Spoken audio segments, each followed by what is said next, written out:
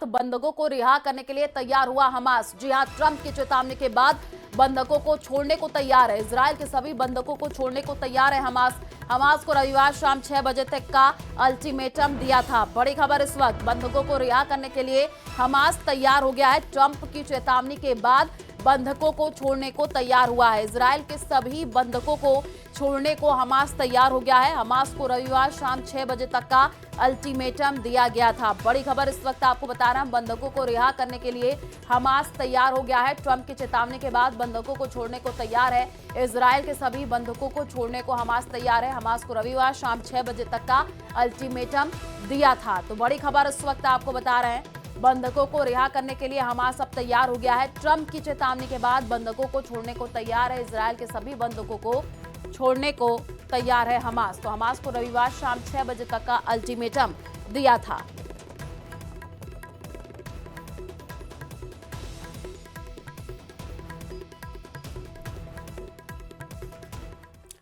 राजस्थान की धरती से सेना प्रमुख जनरल उपेंद्र द्विवेदी ने पाकिस्तान को सीधे शब्दों में चेतावनी दी है और कहा है कि अगली बार ऑपरेशन में संयम नहीं बरतेंगे और पाक तय कर ले भूगोल में रहना है कि नहीं। ये रिपोर्ट देखिए।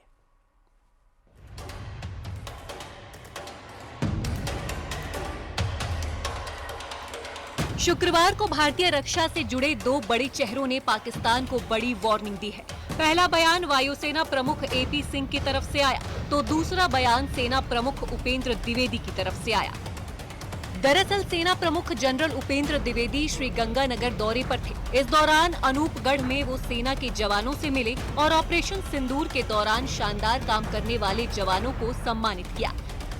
इस मौके पर जनरल द्विवेदी ने पाकिस्तान को चेतावनी दी और कहा कि पाकिस्तान तुरंत आतंकवाद को रोके, नहीं तो उसे बहुत करारा सबक सिखाएंगे।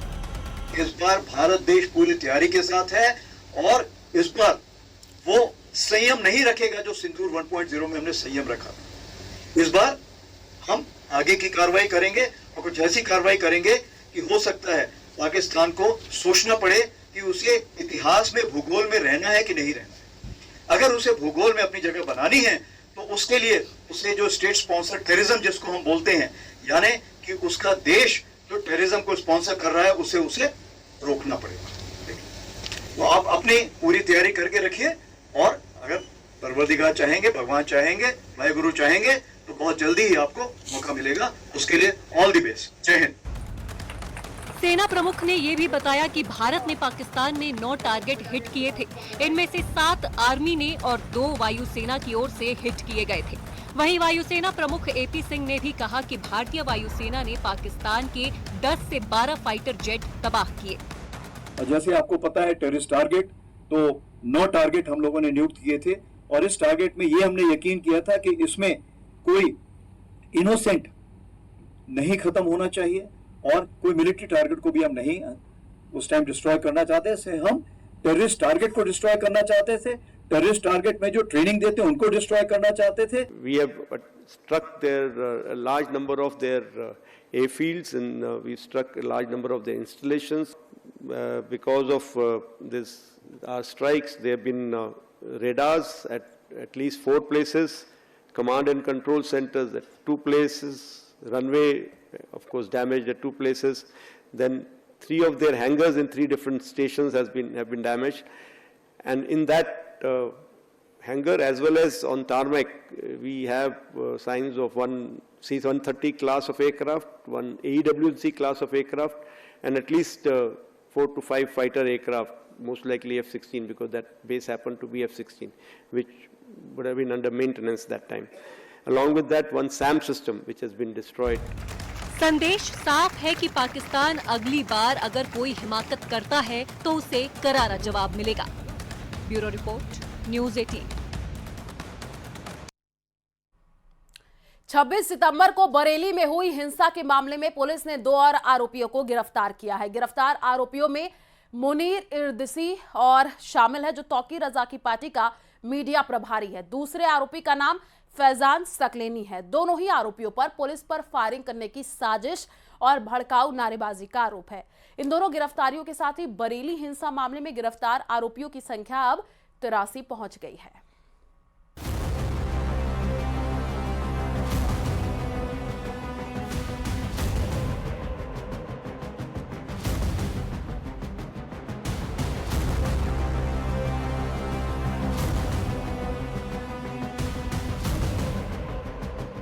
ये दोनों तस्वीरें यूपी के बरेली की हैं।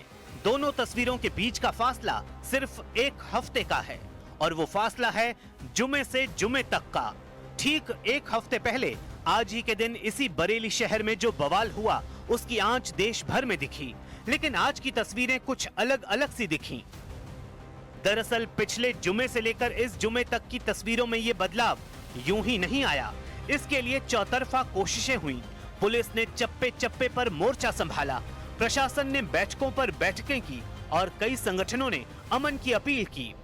कोई भी पॉलिटिकल शख्सियत हो या मजहबी शख्सियत हो या कोई भी संगठन हो, अगर बुलाता है तो कतई उसकी बुलावे पर धरना प्रदर्शन एजिटेशन करने के लिए रोडों पर न उतरें और न जाएं। जनता से मेरी स्पष्ट ये है कि कोई भी अफवाहों पे ध्यान नहीं दे। कहीं कोई दिक्कत लगती है तो कंट्रोल रूम के नंबर को मिलाकर वो अपनी शंकाओं का समाधान कर सकते हैं और पूरे शहर की जनपद की शांति व्यवस्था बनाए रखना ये सभी का दायित्व है। सिर्फ पुलिस और प्रशासन का काम नहीं है, सभी का ये काम है।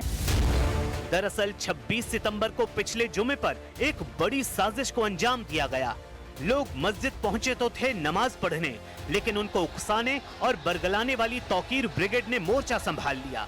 भड़काऊ नारेबाजी हुई, पत्थरबाजी की गई और देखते ही देखते हिंसा और हंगामा होने लगा। शुक्र है कि शहर को सांप्रदायिकता की आग में जलाने की प्लानिंग का पहला चैप्टर खुलते ही पुलिस एक्शन मोड में आ गई और हालात को काबू में कर लिया। अब मौका था साजिश की तह तक पहुंचकर एक्शन लेने का, जिसकी शुरुआत हुई मास्टरमाइंड की गिरफ्तारी से। पुलिस ने तौकीर रजा समेत एक आरोपियों की गिरफ्तारी शुरू कर दी। फरार आरोपियों का एनकाउंटर किया और कोई सीधे पकड़ में आ गया तो किसी को दबिश के जरिए पकड़ा गया। वहीं दूसरी तरफ आरोपियों के अवैध ठिकानों पर बुलडोजर एक्शन किया गया और कई आरोपियों की शिनाख्त का सिलसिला अब भी जारी है। जो भी फुटेज है वो सारे हम लोग सिस्टम में करके एक साथ ही उसमें से क्लियर कट चिन्हित कर रहे हैं कौन कौन लोग शामिल थे और टेक्नोलॉजी का भी जो SIT है वो पूरा प्रयोग कर रही है। जो 10 मुकदमे दर्ज किए गए उसकी विवेचना में उनकी भूमिका हमें बताने की जरूरत नहीं है, वो जग जाहिर है। सभी लोग जानते हैं, बच्चा बच्चा जानता है कि उनका क्या किरदार रहता है और क्या मामलात क्या हालात रहते हैं और वो कोई ये नई बात नहीं है।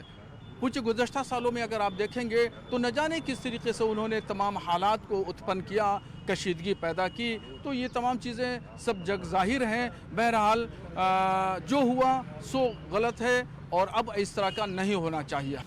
कुल मिलाकर उस जुमे से इस जुमे के बीच हुई सख्ती और सामंजस्य का ही नतीजा है कि आज शहर की तस्वीरें पिछली बार से बिल्कुल अलग नजर आईं।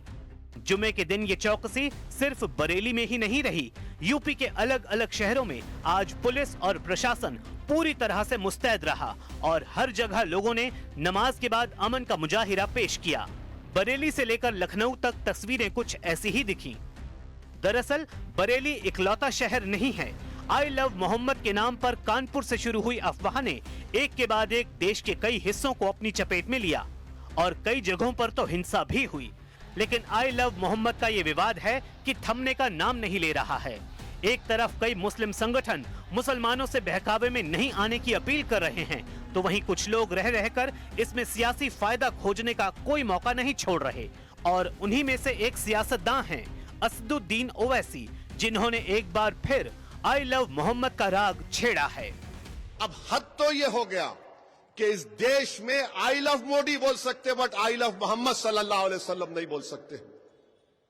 कहां लाके जाएंगे इस मुल्क को आप?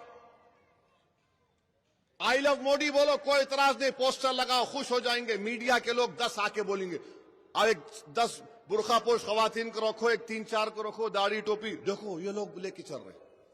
मगर अगर वही लोग आई लव मोहम्मद सल्लल्लाहु अलैहि वसल्लम बोले नहीं नहीं नहीं ये ठीक नहीं, क्या करना चाह रहे आप इस देश का?